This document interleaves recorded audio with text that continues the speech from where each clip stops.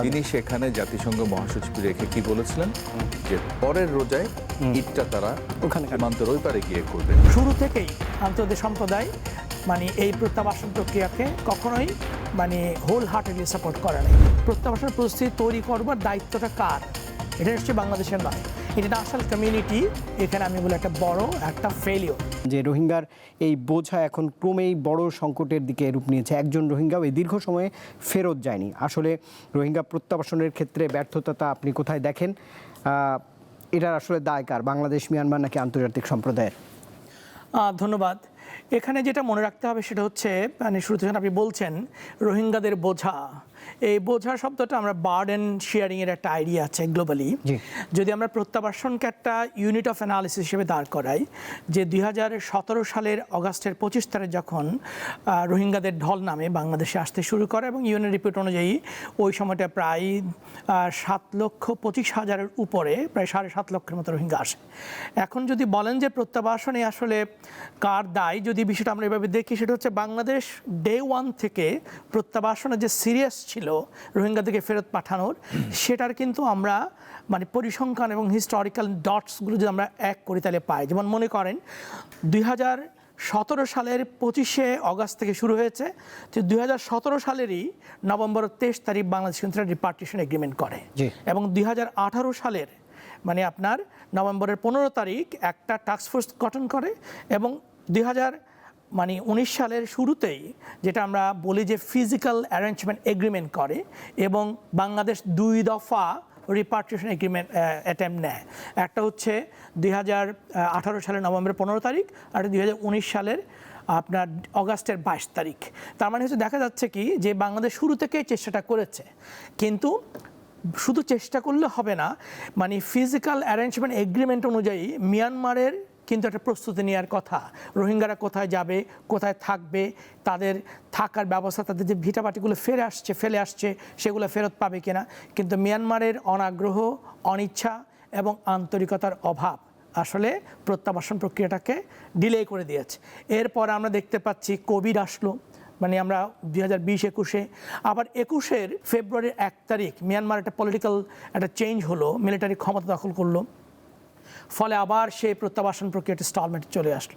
তো দেখা যাচ্ছে কি যেই প্রত্যাবাসন প্রক্রিয়া চুক্তিটা হয়েছিল মিয়ানমারের সাথে, পরবর্তীতে সেই সামরিক সরকার মিয়ানমারের ক্ষমতা দখল করে, আবার সুচি বা ন্যাশনাল লিগ ফর ডেমোক্রেসি তারা কিন্তু আবার আউটস্টেট হয়, ফলে এই পুরো ব্যাপারটা একটু অন্যদিকে চলে যায়। এর মধ্যে যেটা হয়েছে যে মিয়ানমারের যে রিজিওনাল রেজিস্ট্যান্স গ্রুপ আমরা বলি একাডেমিক ল্যাঙ্গুয়েজে, যেটাকে মিয়ানমারের স্টেট ল্যাঙ্গুয়েজ হচ্ছে যে সশস্ত্র গোষ্ঠীগুলোর যে মিয়ানমারের যে বার্মিস মিলিটারির সাথে যে রিজিওনাল রেজিস্ট্যান্স গ্রুপের যে ফাইট হচ্ছে, সেটা একটা সিভিল ওয়ারের রূপ নেয়। বিশেষ করে রাখাইনে আরাকান আর্মির কর্তৃত্ব সেখানে গ্র্যাজুয়ালি ডমিনেন্ট হয়ে ওঠে এবং মিয়ানমারে আসলে এই আরাকান আর্মি, বিশেষ করে রাখাইনে আরাকান আর্মির পজিশনটা কী এবং তাদের সাথে রোহিঙ্গাদের সম্পর্কের কাঠামোটা কোথায়, এগুলো সব কিছুর উপর নির্ভর করছে আসলে প্রত্যাবাসন।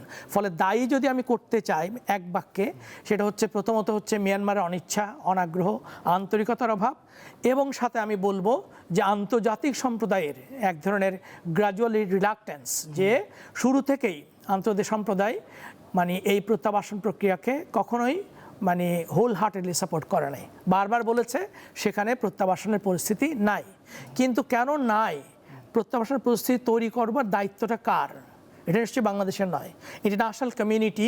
এখানে আমি বলে একটা বড় একটা ফেলিওর, যে এই গত 9 বছরে একজন রোহিঙ্গাকেও আমরা ফেরত পাঠাতে পারি নাই।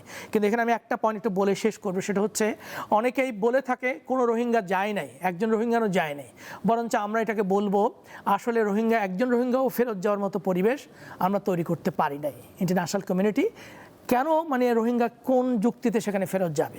আমরা বলে থাকি যে মৃত্যুর কূপ থেকে বাঁচার জন্য যে মানুষ আমার এখানে আশ্রয় নিয়েছে, সে আবার নতুন করে মৃত্যুর কূপে ঝাঁপ দেবে কোন চিন্তায়? যে রোহিঙ্গারা কোথায় যাবে, তাদের লিগাল তাদের এক্সিস্টেন্সের প্রশ্ন আসছে, তাদের লিগাল রিকগনিশনসের নাগরিকত্বের বিষয়টাকে সুরাহা করবে, তাদের লাইফ সেফটি কে দেবে, এগুলো নিয়ে কোনো পর্যায়ে কোনো স্টেক হোল্ডারের পক্ষ থেকে কোনো ধরনের বিশ্বাসযোগ্য আস্থা রাখা যায় এরকম কোনো প্রতিশ্রুতি কি রোহিঙ্গারা কোথাও পেয়েছে? রাইট ভাই, সেটা হচ্ছে এই 1 দশকে ছবি বা চিত্রের পরিবর্তন হয়েছে। এখন যে পরিস্থিতি, আপনি এক দশক পর এসে দেখেন, আপনার বিশ্লেষণী লেখনীতে আমি দেখছিলাম যে এখন তো রাখাইনই বদলে গেছে, রোহিঙ্গাদের জীবনও বদলায়নি। আপনার দুদিন আগের রিপোর্ট দেখছি, আমরা দেখছি এখন সেখানে রোহিঙ্গাদের যেই রাখানে ফেরার কথা, সেখানে তো মিয়ানমার সরকারের কোনো নিয়ন্ত্রণ আর নেই। এই বাস্তবতায় এই প্রত্যাবাসন, একজন রোহিঙ্গাও ফিরল না, এইটিকে আসলে আপনি কিভাবে দেখছেন? এটি তো বড় ব্যর্থতা কূটনীতির। ধন্যবাদ রুবায়েত। এখন আপনি এটা কি কূটনীতির ব্যর্থতা বলবেন, নাকি প্রথম থেকেই সমাধানটা যেভাবে করা উচিত ছিল, প্রয়োজন ছিল, সে ব্যাপারে মনোযোগী ছিলেন কিনা স্যার বলছেন? প্রফেসর রহমান নাসিরউদ্দিন যেটা বলছিলেন যে আমরা জিনিসটাকে কিভাবে দেখি। আজকে আপনি রোহিঙ্গা সংকটটা 9 বছর পেরিয়ে 10 বছরে যখন পড়ছে, যে পুরো ক্রাইসিসের ইকুয়েশনটাই চেঞ্জ হয়ে গেছে। চেঞ্জ হওয়ার প্রথম এবং প্রধান বিষয় হচ্ছে তারা যে ফিরে যাবে তাদের সে আদি নিবাস রাখাইন তো সেই 2017 সালের রাখাইন নাই, এটা প্রতি মাসে বছরে পাল্টে গেছে। আমি গত কয়েকদিন ধরে এই লেখা এবং অন্যান্য কাজ করতে গিয়ে নিজের কাজ, এবং ওনাকে বলছিলাম অনুষ্ঠানে আসার আগে, কোভিডের আগে পর্যন্ত অলমোস্ট কয়েক মাস পর পরে ক্যাম্পে গেছি রিপোর্ট সংগ্রহের জন্য। তো ছবিটা যখন দেখি, আমার নিজের আর্কাইভে দেখি, ভিডিও দেখি, আমি অবাক হই যে এই ইভলিউশনটা। তো এটা তো হওয়ার মানে নানা রকম ইঙ্গিত ছিল। উনি অলরেডি বলে ফেলেছেন, করোনা সংক্রমণ, রাশিয়া ইউক্রেন যুদ্ধ, সিরিয়ার শরণার্থী সংকট, গাজা সংকট, এবং সর্বশেষ আসলো ইরান ইউএস ওয়ার। সব মিলে ইন্টারন্যাশনাল অ্যাটেনশন সরে গেছে, এক কথা। দ্বিতীয় কথা হচ্ছে, আমরা যদি গড়ে দেখি, গড়ে এক একটা শরণার্থী সংকটের সমাধান হতে প্রায় 17 বছরের মতো লেগে যায়।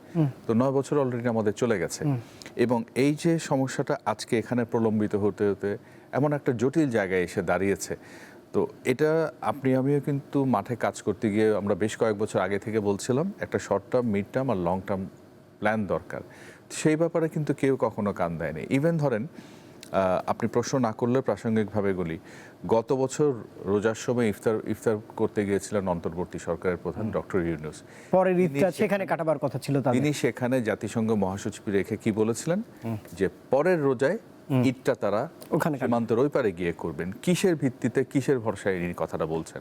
উনি যে কথাটা বলছেন, আমি একটা বিষয় প্রায় বলি যে 80 এবং 90-এর দশকে আপনি রোহিঙ্গা সংকটের যেভাবে সমাধান করে এসছেন, সেই জায়গা থেকে যদি দেখেন, তো সেটার মতো বোকামি আর কিছু হবে না। কেন হবে না? এই মুহূর্তে এসে রোহিঙ্গাদেরকে আপনার এই প্রসেসের মধ্যে পার্টি করতেই হবে, কারণ এদের একটা দলকে তো নেওয়া হয়েছিল রাখাইন ঘুরে তারা দেখে আসবে, তারা কোথায় যাবে, কোথায় থাকবে, কি করবে। এখন তারা যে তাদের আদি নিবাসে যাবে, সেই আদি নিবাস কি আছে, নাকি এক ধরনের আমি সেলের মতো জায়গায় তাদেরকে আপনি কনফাইন করে রাখবেন?